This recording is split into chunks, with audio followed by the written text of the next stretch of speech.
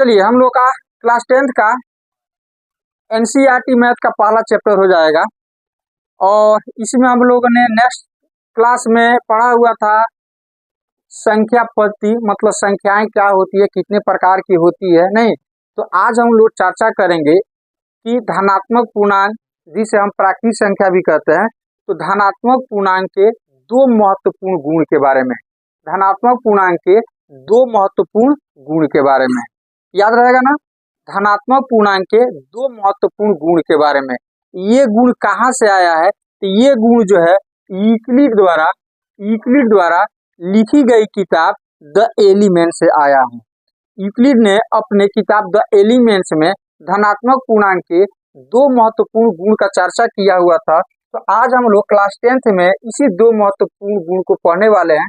तो पहला जो है धनात्मक पूर्णांक के महत्वपूर्ण गुण में पहला गुण हो जाएगा यूक्लिड विभाजन एल्गोरिथ्म और अंक गणित की आधारभूत प्रमेय।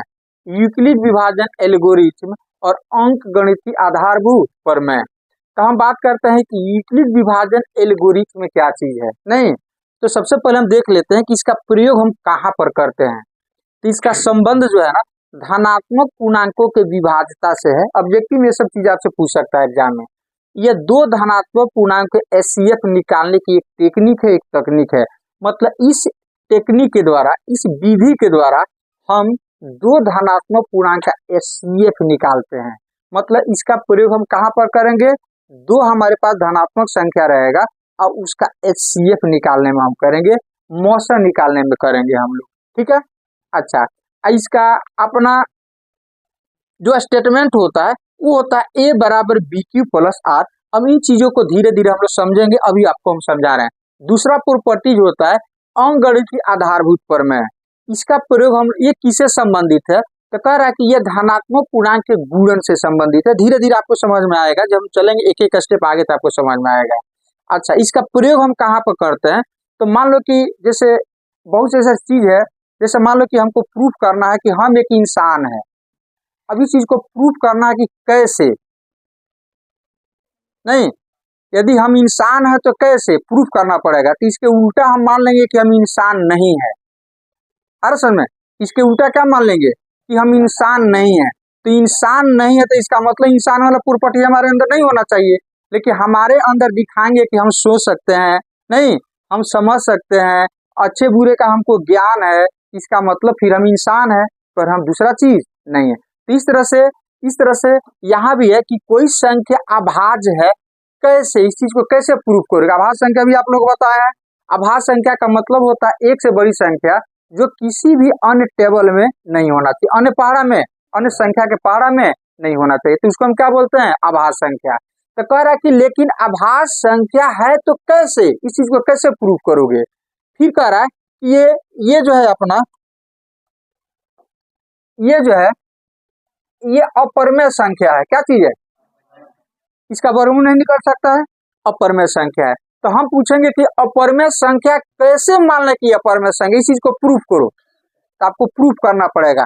तो प्रूफ करने के लिए हमें इसकी सहायता लेना पड़ेगा, अंक गणित की आधारभूत प्रमेय का। अभाज्य संख्या है तो कैसे, इसको भी प्रूफ करने के लिए इस प्रॉपर्टीज का, इस थ्योरम का हमें यूज करना पड़ेगा। कोई संख्या अपरिमेय है कैसे, तो इसको भी प्रूफ करने के लिए हमें अंक गणित की आधारभूत प्रमेय की सहायता लेना पड़ेगा, इस स्टेटमेंट की सहायता हमको लेना पड़ेगा। तीसरा नंबर में किसी परिमेय संख्या का दशमलव प्रसार, आप 9th क्लास में पढ़ चुके हैं। जैसे 1/5 हो गया, इसका दशमलव प्रसार क्या होगा। 1/3 हो गया, इसका दशमलव प्रसार क्या होगा। तो इसका दशमलव प्रसार या तो शांत होगा और नहीं तो अशांत आवर्ती होगा। ये चीज पढ़े है ना कि कोई भी परिमेय संख्या है तो उसका दशमलव प्रसार दो टाइप का, या तो शांत होता है नहीं तो अशांत आवर्ती होता है। तो कैसे प्रूफ करेंगे, बिना भाग दिए हुए कैसे प्रूफ करेंगे, इसका दशमलव प्रसार शांत होगा या अशांत आवर्ती होगा, इसका दशमलव प्रसार शांत होगा या अशांत आवर्ती होगा, बिना भाग दिए हुए कैसे प्रूफ करेंगे। तो इसके लिए भी हम अंकगणित की आधारभूत प्रमेय का ही क्या करेंगे, सहायता लेंगे। नहीं तो इतना सारा चीज इसकी सहायता से हमको सिद्ध करना है। नहीं और इसका प्रयोग हम लोग कहाँ करेंगे, इसका प्रयोग करेंगे हम लोग दो धनात्मक पूर्णांक दिया रहेगा, मतलब नेचुरल नंबर दिया रहेगा और उसका एचसीएफ निकालने में इसका हम क्या करेंगे, इस तकनीकी का प्रयोग हम लोग करेंगे। तो चलिए देखते हैं, हम देखते हैं कि ये स्टेटमेंट है क्या, ये कहता क्या चीज है। अब ध्यान से देखो यहाँ पर, सबसे पहले तो आपको विभाज्यता का नियम आना चाहिए। विभाज्यता का नियम क्या कहता है, ध्यान से देखो यहाँ पर कि जिसमें भाग दिया जाता है उसको बोला जाता है क्या चीज, भाज्य। नहीं, जिससे भाग दिया जाता है उसको बोला जाता है भाजक। ये हो जाएगा भागफल। जो भी आएगा उसके बाद से यहाँ पर हो जाएगा शेषफल। ये हो जाएगा शेषफल हो जाएगा। आ रहा समझ में, ये शेषफल हो जाएगा। जिसमें भाग दिया जाता है उसको हम भाज कहते हैं, जिससे भाग दिया जाता है भाजक। ये हो गया भाज। जिसमें भाग देते हैं उसको हम कहते हैं भाज, जिससे भाग दिया जाता है उसको हम कहते हैं भाजक। और ये हो गया भागफल, ये क्या हो जाएगा, शेषफल। अब इस चीज को हम ऐसे लिखते हैं, भाज बराबर हो जाएगा भाजक गुने भागफल, भाजक गुना भागफल प्लस शेषफल होता है। इसी को हम कहते हैं विभाज्यता का नियम। क्या कहते हैं, विभाज्यता का नियम। जैसे ध्यान से देखो यहाँ पर, जैसे मान लो कि एक संख्या हम लेते हैं 5, इससे भाग देते हैं हम 22 में, तो ये क्या कहलाएगा, भाज। ये हो जाएगा भाजक। अब भाग देते हैं तो 5 का टेबल पढ़ो कि 22 या 22 के नजदीक कितने बार में आएगा, तो 5 चौके जाएगा। अब ये भाग गलत है कि सही है, इस चीज को हमको कैसे प्रूफ कर, कैसे जांचेंगे। तो देखो यहाँ पर, ये हो गया आपका, ये हो जाएगा आपका, ये हो जाएगा कौन सी, ये हो जाएगा भाज। ये हो गया आपका भाजक। नहीं, डिवाइजर, डिविडेंड, क्वोशिएंट, ये हो जाएगा रिमाइंडर। ये हो जाएगा भागफल। ये हो गया शेषफल हो गया। अब यदि आपका सही है तो विभाज्यता के नियम से हम जांच सकते हैं। ये 22 बराबर इतना गुने इतना प्लस इतना, 5 गुने 4 प्लस 2 हो जाएगा, होगा। तो इसको गुना करो, इसमें जोड़ो, देखो इतना के बराबर आ रहा है कि नहीं। यदि आ गया तो हम कहेंगे हमारा भाग कौन सी है, सही है। और नहीं आया तो भाग कौन सी है, कुछ न कुछ गड़बड़ है, कुछ न कुछ गड़बड़ है, कहीं ना कहीं गलती हुआ है। अच्छा चलो एक चीज बताओ यहाँ पर, अब ये 22 हो गया, तो यहाँ पर ध्यान से देखो, इसमें यूक्लिड साहब ने बस यही चीज बताया, यही चीज बताया। अच्छा एक चीज बताया, एक हम संख्या कुछ और लेते हैं, जैसे 5 हो गया। अब हम 5 से भाग देते हैं 20 में। चलो 2-3 तो संख्या बोलो आप, 2-3 तो संख्या बोलो। जैसे हम 20 ले लिए, पहले हम 22 लिए थे, 5 ही से भाग देना हमको। अब हम 20 लेते हैं, क्या लेते हैं, 20। तो 20 में भाग देते हैं, 5 से भाग देते हैं 20 में, 5 चौका 20। यहाँ पर शेषफल कितना आ गया। अब और शेषफल को रिमाइंडर हम आर से सूचित करेंगे, तो यहाँ आर कितना आ गया, 0। अच्छा यहाँ पर आर कितना आया था, तो यही ना आर हो गया, यही आर हो गया। अच्छा इसको कैसे लिखोगे आप, विभाज्यता के नियम के हिसाब से कैसे लिखोगे, 20 बराबर 5 गुने 4, 5 गुने 4 प्लस 0 हो जाएगा, लिखोगे ना। अच्छा चलो, अब हम क्या करते हैं कि फिर एक संख्या लेते हैं जिसमें 5 से हमको भाग देना है, तो क्या ले लें, बोलो जल्दी। चलो 28 ले लेते हैं, 28 ले लेते हैं। तो 5 5 25 3। अब तो भाग नहीं लगेगा, जब ये छोटा हो जाए तो भाग नहीं लगेगा। ये यदि 5 रहता तब क्या होता, भाग लग जाता। तो इसको हम शेषफल कब बोलेंगे, इसको हम शेषफल तभी बोलेंगे जब इससे ये छोटा हो जाए। अच्छा शेषफल माइनस में भी आ सकता है, शेषफल माइनस में भी आ सकता है क्या, नहीं आएगा। शेषफल कहाँ तक आ सकता है, सबसे छोटी संख्या जहां तक शेषफल आ सकता है 0, 0 से छोटा नहीं होगा। अच्छा और जिससे हम भाग देते हैं उसके बराबर भी नहीं होगा। कि 5 से हम भाग दे रहे हैं, शेषफल 5 हो सकता है। जब 5 हो जाएगा तो फिर से भाग लग जाएगा ना। तो जब 5 हो जाएगा यहाँ पर तो इससे भाग लग जाएगा, तो इसको शेषफल कैसे बोलेंगे? शेषफल तब नहीं इसको हम बोलेंगे जब 5 से इस पे भाग नहीं लगेगा। और 5 से भाग कब नहीं लगेगा? जब 5 से छोटा हो जाएगा, 5 से छोटा। तो यहाँ पर शेषफल क्या होगा जल्दी से बोलो तो इसको कैसे लिखोगे? विभाज्यता के नियम के हिसाब से 28 बराबर 5 गुने 5 प्लस हो जाएगा, यही नहीं होगा? अच्छा, यहाँ पर शेषफल कौन हो गया? ये वाला हो गया, ये r जो है ना ये 3 हो गया, आपका 3 हो जाएगा। अब एक आइडिया बताओ, कितना भी संख्या ले यदि हम 5 से भाग दे तो शेषफल क्या आ सकता है? पॉसिबिलिटीज बताना है, शेषफल क्या आ सकता है यदि हम 5 से किसी भी संख्या में भाग दें। यहाँ पर कुछ भी लिखे, आर का मान क्या हो सकता है? आर का मान क्या हो सकता है? 0 हो सकता है, 1 हो सकता है, 2 हो सकता है, 3 हो सकता है, 4 से ज्यादा नहीं हो सकता। इसका मतलब आर की पॉसिबिलिटीज बनती है, संभावना बनती है। 0 होगा, कोमा का मतलब या 0 होगा, या 1 होगा, या 2 होगा, या 3 होगा, या 4। 5 तो हो ही नहीं सकता। जब 5 यहाँ पर आ जाएगा तो 5 से भाग लग जाएगा। तो 5 से भाग लगेगा तो शेषफल थोड़े ना बोलेंगे। शेषफल हम तब बोलेंगे जब 5 से भाग नहीं लगे, 5 से भाग नहीं लगे। अच्छा, अब इसी आइडिया पर बताओ आप, इसी लॉजिक के आधार पर बताओ आप कि यदि हम 4 से किसी संख्या में भाग दें, किसी भी संख्या में भाग दें, तो आर की पॉसिबिलिटी क्या बनता है? जिसे पूछेंगे वही बतलाएंगे। 0 हो सकता है, 1 हो सकता है, 2 हो सकता है, 3 इतना हो सकता है, याद रहेगा ना? तो क्या इस चीज को हम ऐसे लिखें कि यदि हम 4 से भाग दे रहे हैं तो 4 से भाग दे रहे हैं तो हमारा शेषफल जो होगा वो 0 के बराबर या 0 से बड़ा। आर का हमारे खुला वाला मुंह जिसके तरफ है वो बड़ा होता है, तो आर के तरफ है तो आर बड़ा होगा। तो हम कह सकते हैं कि आर का मान जो होता है किसी भी संख्या से हम भाग दे, है कि नहीं, किसी भी संख्या से हम भाग दे, तो जैसे 4 से भाग दे रहे हैं तो आर का मान जो होगा ना 0 के बराबर या 0 से बड़ा, लेकिन 4 से छोटा होगा।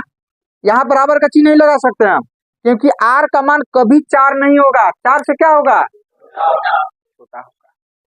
बात समझ में क्या लिख रहे हैं? इसके लिखने का मतलब हो गया कि 4 से हम भाग देंगे ना तो हमारा रिमाइंडर जो होगा, जो शेषफल जो होगा वो 0 से बड़ा, 0 से बड़ा, 0 से बड़ा या 0 के बराबर, लेकिन 4 से क्या होगा? छोटा होगा, 4 से छोटा। तो इसको कैसे लिखेंगे जल्दी से बताओ? तो इसको कैसे लिखेंगे? इस चीज को कैसे लिखेंगे? इसको हम लिखेंगे आर का मान जो होगा वो 0 के बराबर या 0 से बड़ा, लेकिन 5 से छोटा होगा, 5 से छोटा होगा। इतना क्लियर हो गया? तो चलो अब इन सभी चीजों को हटा करके हम एक नया चीज लिख रहे हैं। हम क्या कर रहे हैं कि हम भाग दे रहे हैं बी से ए में। दोनों में कौन बड़ा होगा जल्दी से बोलो? ये बड़ा होगा, ये बड़ा होगा नहीं? अच्छा, भाग देंगे तो स्वाभाविक कुछ शेषफल आएगा। तो शेषफल को इंग्लिश में हम लोग क्वोशिएंट बोलते हैं, क्यू से स्टार्ट किया जाता नहीं, इसीलिए हम यहाँ पर शेषफल भागफल को लिख रहे हैं क्यू, ठीक है। और शेषफल को हम लिख रहे हैं, जो भी होगा शेषफल क्या आएगा? आर आएगा। तो इसका मतलब हो गया कि ए में हमने बी से भाग दिया तो भागफल क्यू आया और शेषफल आर आया। बी ए में बी से हमने भाग दिया इस प्रकार कि भागफल क्यू आया और शेषफल आर आया। तो इस आर का मान जो होगा ना वो 0 से बड़ा या 0 के बराबर, लेकिन इससे क्या होगा? छोटा होगा। इससे क्या होगा? छोटा होगा। और इसी स्टेटमेंट को जो हम बोल रहे हैं, क्या बोल रहे हैं कि ए और बी दो धनात्मक पूर्णांक रहे, ए और बी दो धनात्मक पूर्णांक रहे, इस प्रकार कि बी से ए में भाग दिया जाए तो भागफल क्यू और शेषफल आर प्राप्त हो, ताकि आर का मान जो होगा 0 या 0 से बड़ा, लेकिन बी से क्या होगा? छोटा। तो इसी स्टेटमेंट को हम बोलते हैं यूक्लिड विभाजन प्रमेय का, प्रमेय थ्योरम हो गया है। क्या बोलते हैं इसको? यूक्लिड विभाजन प्रमेयिका इसको बोलते हैं। फिर से यूक्लिड विभाजन प्रमेयिका एक स्टेटमेंट है। किस तरह का स्टेटमेंट? तो ध्यान से देखो यहाँ पर ए और बी दो धनात्मक पूर्णांक रहने पर, ए और बी दोनों धनात्मक पूर्णांक है ना, नहीं समझ में आता? देखो ना यहाँ पर 5 हो गया, ये 15 हो गया, नहीं हो गया? तो ए और बी दो धनात्मक पूर्णांक रहने पर बी से ए में भाग दिया जाए इस प्रकार कि भागफल Q तथा शेषफल R प्राप्त हो, तो इस R का मान जो होगा 0 से बड़ा या 0 के बराबर, लेकिन बी से क्या होगा? छोटा। और जो हम बोल रहे हैं इसी स्टेटमेंट को बोला जाता है यूक्लिड विभाजन प्रमेयिका। यूक्लिड विभाजन प्रमेयिका, विभाजन प्रमेयिका।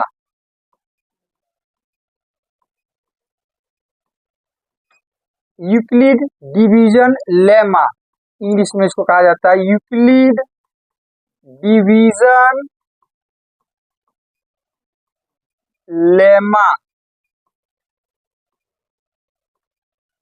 शॉर्टकट में इसको बोल सकते हैं EDL, EDL, EDL, Euclid division lemma, Euclid विभाजन प्रमेयिका। तो आगे जब हम मैथ बनाएंगे तो इसका शॉर्ट फॉर्म हम लिखेंगे EDL। क्या लिखेंगे? EDL। इसको आपको याद रखना है। तो आपसे आप कोई पूछ सकता है यूक्लिड विभाजन प्रमेयिका क्या है, ये किस तरह के चीज को हम, प्रमेय है। तो प्रमेय का मतलब स्टेटमेंट होता है, कथन होता है जिसको प्रूफ किया जा सके, नहीं? तो ये किस तरह का प्रमेय है? तो कह रहा है यूक्लिड विभाजन प्रमेयिका क्या है? तो कहता है कि दो धनात्मक पूर्णांक रहने पर, दो धनात्मक पूर्णांक रहने पर, जैसे ए और बी हमने दो धनात्मक पूर्णांक लिया है, तो यहाँ पे लिखेंगे हम ए और बी दो धनात्मक पूर्णांक हो इस प्रकार कि बी से ए में भाग दिया जाए तथा भागफल Q और शेषफल R प्राप्त हो, तो R का मान जो होता है वो 0 से बड़ा या बराबर B से छोटा होता है। और इसी स्टेटमेंट को हम लिखते हैं कौन सी? यूक्लिड विभाजन प्रमेयिका। और इसी यूक्लिड विभाजन प्रमेयिका का जब हम बार बार प्रयोग करेंगे ना, तो उसको हम बोलते हैं यूक्लिड विभाजन एल्गोरिथ्म। एल्गोरिथ्म का मतलब होता है श्रृंखला। एक जब इसी का हम प्रयोग बार बार करेंगे ना, इसका बार, अच्छा इसको हम विभाजन के नियम के आधार पर क्या लिखेंगे? जल्दी से बोलो तो ए बराबर BQ प्लस R, जहां R का मान जो होगा 0 से बड़ा या बराबर, लेकिन B से क्या होगा? तो इसी को हम बोलते हैं यूक्लिड विभाजन प्रमेयिका। इसी स्टेटमेंट को लिखते हैं। तो इस चीज ये वाला न लिख करके इस तरह से लिख सकते हैं उसको। तो जनरली हम लोग इसी टाइप से इसको क्या करेंगे? लिखेंगे। तो इसमें B क्या है जल्दी से बताओ तो। मान लो इस तरह से हम लिखते हैं, तो B क्या है? भाजक। और A कौन सी है? भाजक। B कौन सी है? भाजक। और A क्या चीज है? भाग। माने B से भाग दिया गया, यही ना भाजक है, इसी से ना भाग दिया जा रहा है, डिवाइजर है। ये कौन सी है? ये हो जाएगा आपका भाग हो जाएगा। आ रहा समझ में? अब ये कह रहा है देखो, अब इसी का जब हम बार बार प्रयोग करेंगे ना, तो इस बार बार जो प्रयोग करेंगे स्टेप बाय स्टेप, तो इसी को हम बोलते हैं एल्गोरिथ्म। एल्गोरिथ्म आपको कहीं भी नहीं मिलेगा मैथ में, कहीं भी हम एल्गोरिथ्म नहीं लिखने वाले हैं। जब भी लिखेंगे तो हम लिखेंगे यूक्लिड विभाजन प्रमेयिका। लेकिन आपका दो ठो महत्वपूर्ण गुण क्या चीज है? यूक्लिड विभाजन एल्गोरिथ्म। लेकिन इस एल्गोरिथ्म को हम कहीं भी नहीं लिखने वाले हैं। जब भी लिखेंगे तो यूक्लिड विभाजन प्रमेयिका हम लिखेंगे। क्या लिखेंगे? यूक्लिड विभाजन प्रमेयिका हम लिखेंगे, जो यहाँ पर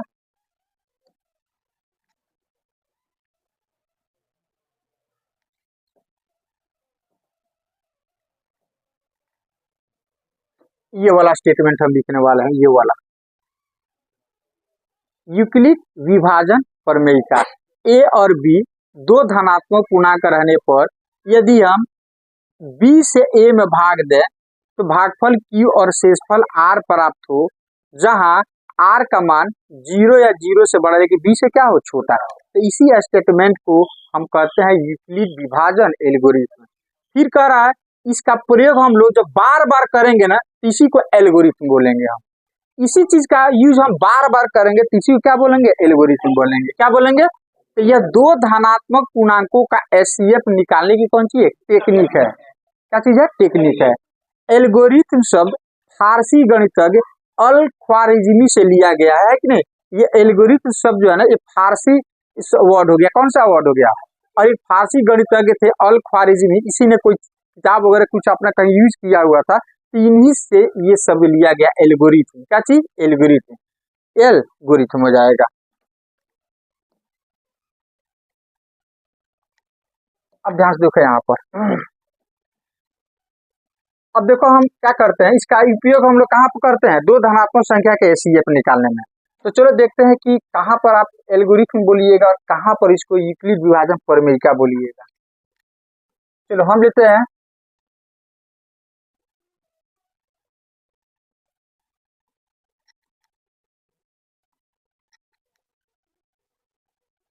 पच्चीस और ले लेते हैं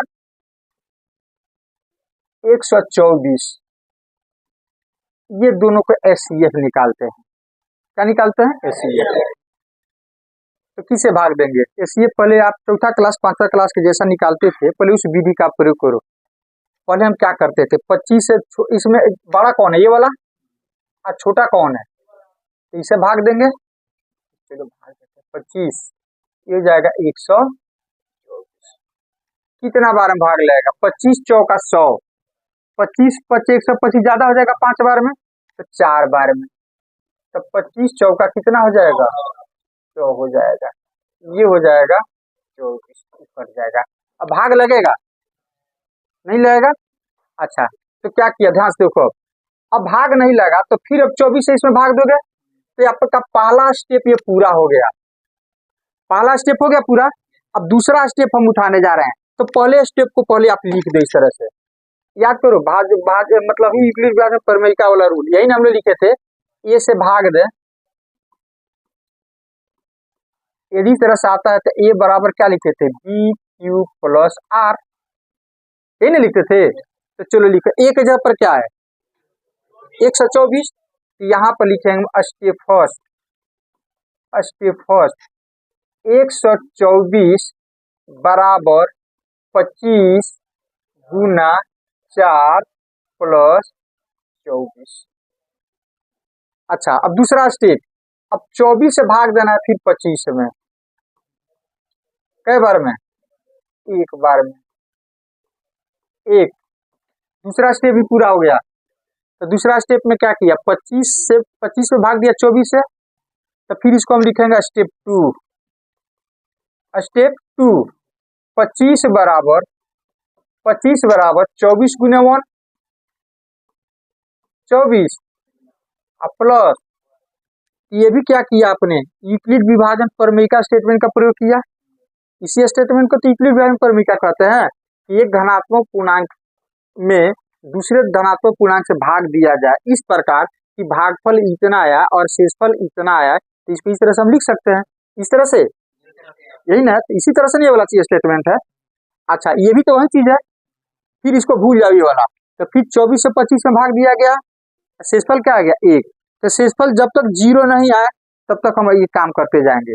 तो फिर क्या करेंगे, इस 1 से फिर भाग देंगे 24 में, कितना बार में, 24 बार में, अब शेषफल कितना आ गया, तो फिर तीसरा स्टेप ना हो गया ये, तो फिर इसको लिखेंगे कि नहीं लिखेंगे, स्टेप फिर क्या लिखेंगे, 24 बराबर 1 गुना 24 प्लस, अब शेषफल 0 जब आ जाए तो यही आपका एचसीएफ होगा, यही ना एचसीएफ हो गया, तो इसका एचसीएफ यही होगा, मौसा यही होगा, नहीं तो यहाँ पर शेषफल क्या आ गया, 0, शेषफल क्या आ गया, यही ना शेषफल है। तो जब शेषफल 0 आ जाए तो a बराबर बी क्यू प्लस आर, तो यही b जो होता है वही क्या होगा, एचसीएफ हो जाएगा। कब, जब शेषफल 0 आ जाए तब, तो ये 1 जो होगा इसका क्या हो जाएगा, एचसीएफ हो जाएगा, इस दोनों का क्या हो जाएगा, एचसीएफ हो जाएगा, मौसा हो जाएगा, highest common factor HCF. HCF का फुल फॉर्म क्या होता है, highest common factor, common factor जिसको हम लोग शॉर्ट फॉर्म में मौसा बोलते हैं। क्या बोलते हैं? बोलते हैं महत्तम समाप्त, याद रहेगा। इसी को हम बोलते हैं एचसीएफ। क्या बोलते हैं? एचसीएफ। तो एचसीएफ कौन हो जाएगा? वन। तो यहाँ पर लिखते हैं, इसको लिखने का तरीका हम लोग कुछ अपनाते हैं। एचसीएफ चाहो तो यहाँ पर डॉट डॉट दो, नहीं भी दो तो काम चल जाएगा। एचसीएफ किसका? 25 और 124। तो यहाँ पर ब्रैकेट में लिख देते हैं 25, 100 बराबर कितना हो गया? तो देखो ये क्या है? यूक्लिड विभाजन प्रमेय का। ये क्या है? ये क्या है? तो मोशन निकालने में बार बार यूक्लिड विभाजन प्रमेय का हम यूज कर रहे हैं, बार बार हम यूक्लिड विभाजन प्रमेय का प्रयोग कर रहे हैं। तो हम कहेंगे कि हमने यूक्लिड विभाजन एल्गोरिथम के द्वारा, तो इसी बार बार जब प्रयोग करते हैं ना, तो इसी को हम लोग एल्गोरिथम बोलते हैं। तो अब हम कहेंगे कि यूक्लिड विभाजन एल्गोरिथम द्वारा हमने एचसीएफ क्या किया? निकाला।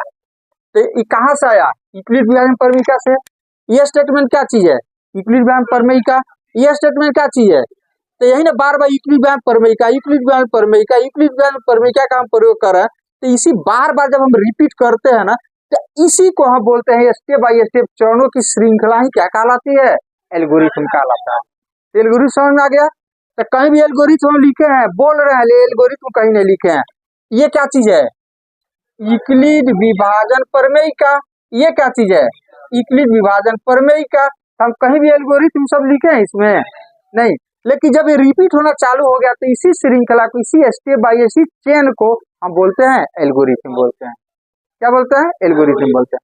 चलो एक एक एक बढ़िया सा एक फ्रेश एक हम लोग एचसीएफ निकालने की कोशिश करते हैं, एकदम बाय प्रोसेस जो है ना। चलो बोलो दो संख्या बोलो कोई जिसका एचसीएफ हमको निकालना है। चलो हम ले रहे हैं 42 और 455।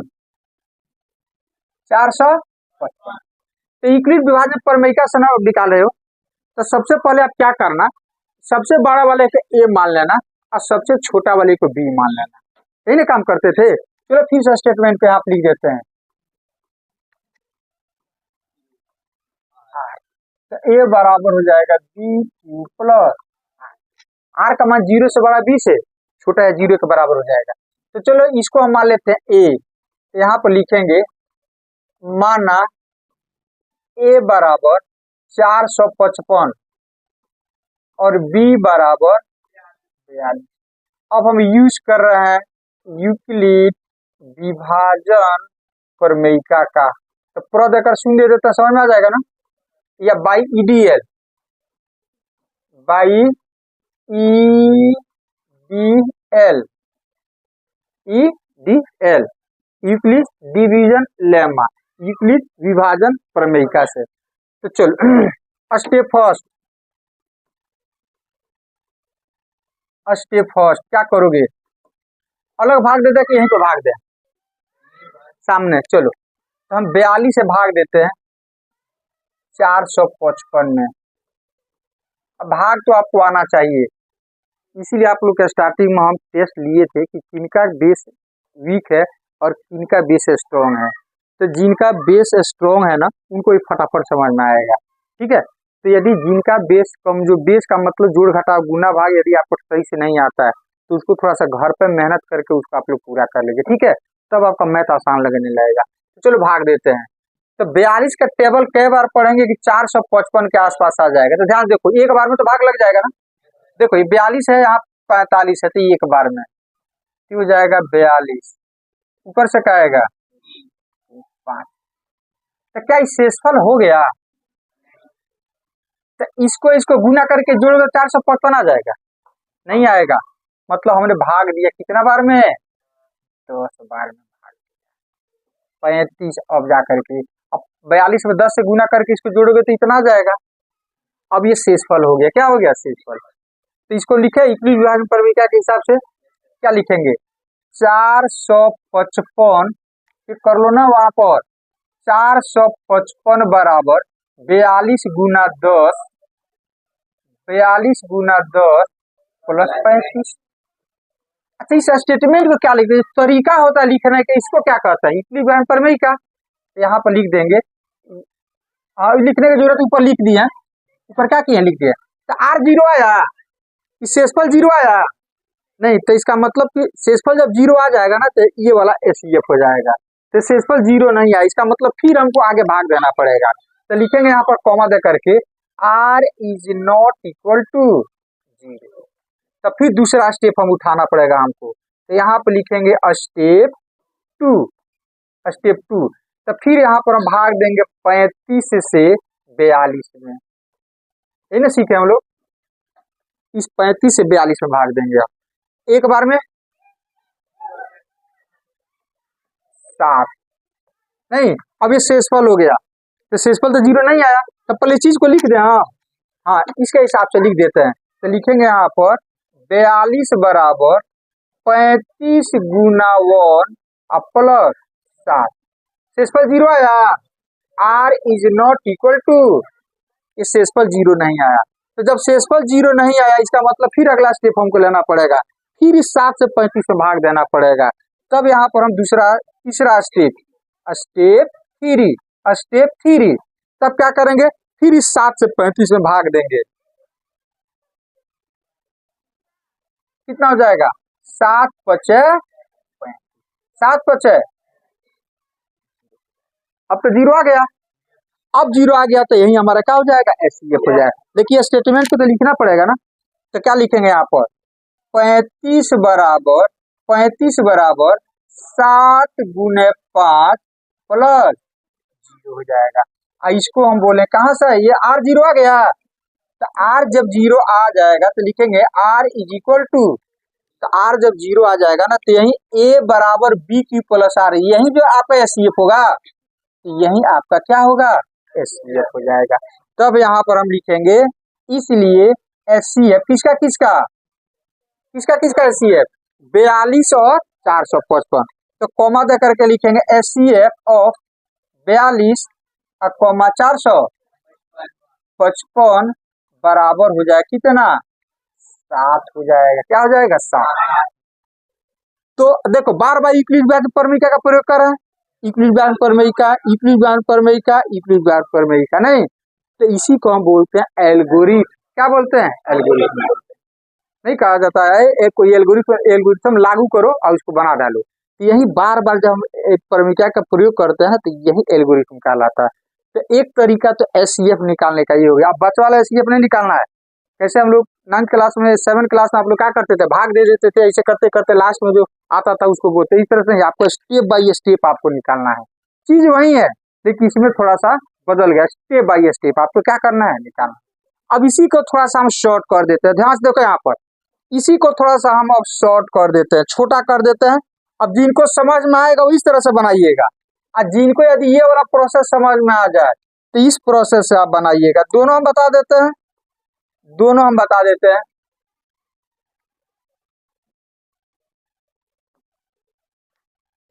चलो ध्यान दो यहाँ पर दोनों प्रोसेस हम आपको बता देते हैं।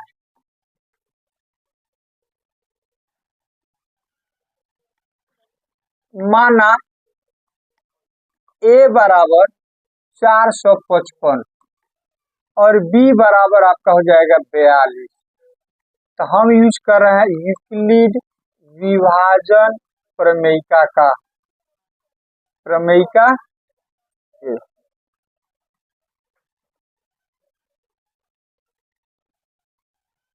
प्रमेयिका।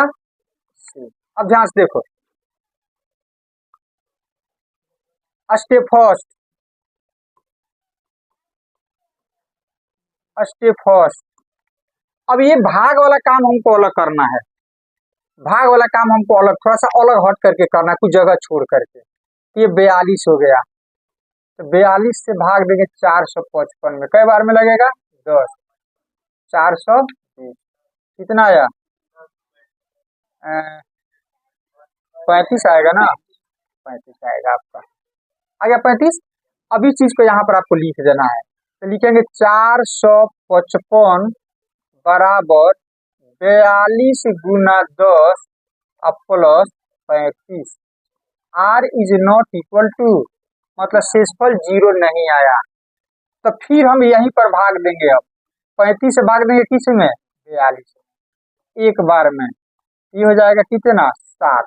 तो दूसरा स्टेप अब यहाँ पर हम लिखते हैं, स्टेप 2 क्या हो जाएगा, 42 बराबर 35 गुना 1 प्लस 7। 42 बराबर 35 गुना 1 प्लस 7। शेषफल यही हो गया, 7 0 है ये, तो लिखेंगे r is not equal to.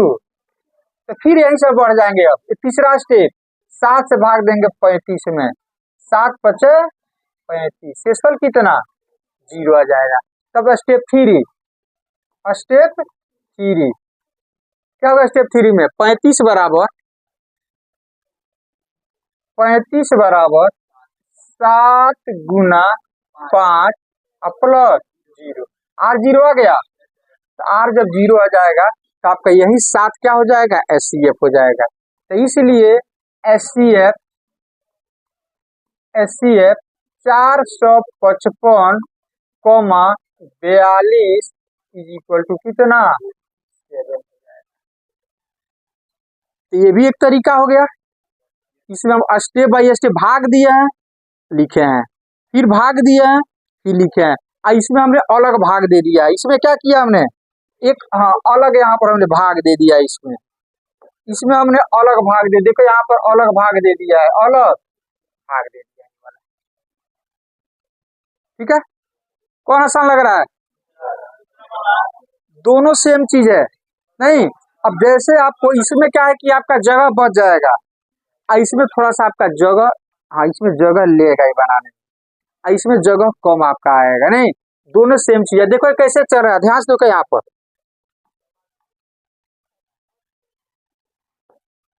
देखो यहाँ से ये 42 देखो यहाँ पर आ गया है, देखो यहाँ पर 42 आ गया है, और ये 35 यहाँ पर आ गया है, फिर ये 35 यहाँ पर आ गया है, फिर ये 7 यहाँ पर आ गया है। देख रहे हैं यहाँ पर, इस तरह से चल रहा है।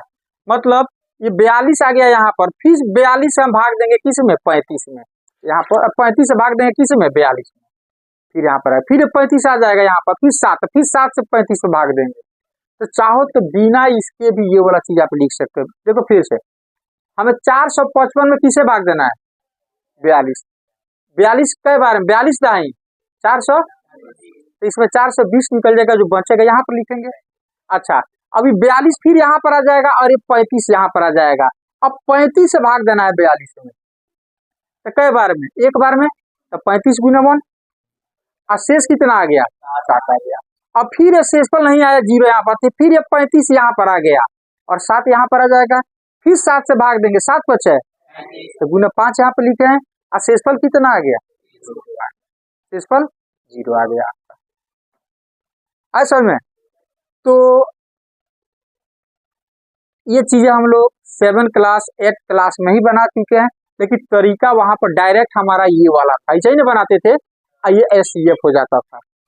लेकिन इसमें क्या है कि एक बार भाग देना है, पहला स्टेप हो जाएगा, दूसरा बार भाग देना है, दूसरा स्टेप, तीसरा बार भाग दिया, तीसरा स्टेप। शेषफल 0 आ गया तो छोड़ दिए, नहीं आता तो चौथा बार। जब तक शेषफल 0 नहीं आए तब तक ये काम करते जाएंगे, स्टेप बाय स्टेप इस तरह से लिखते जाएंगे। A बराबर BQ प्लस R, A बराबर BQ प्लस R, A बराबर BQ प्लस R। इस तरह जब R 0 आ जाए तो फटाफट ये B के जगह पर जो है ना, वही आपका क्या होगा, SCF हो जाएगा, वही आपका SCF हो जाएगा। याद रहेगा इतना।